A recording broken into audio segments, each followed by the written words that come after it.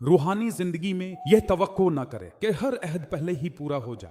पहले आपको खुदा के साथ अपने ताल्लुक, खुदा के लिए अपनी वाबस्तगी, खुदा की इताअत, खुदा के लिए वफादारी और खुदा के लिए मोहब्बत को साबित करना होगा और फिर आप अहद में दाखिल होंगे। पहले आपको अपनी मसीही जिंदगी गुजारनी होगी। पहले आपको साबित करना होगा कि आप यसू से मोहब्बत करते हैं और आपकी मोहब्बत आपकी जिंदगी के तरीके में जाहिर होती है। यसू ने जैसे ही अवामी खिदमत का आगाज किया, उन्होंने 12 रसूल मुकर्रर किए, लेकिन उन्हें पहले दिन ही रसूल नहीं बनाया।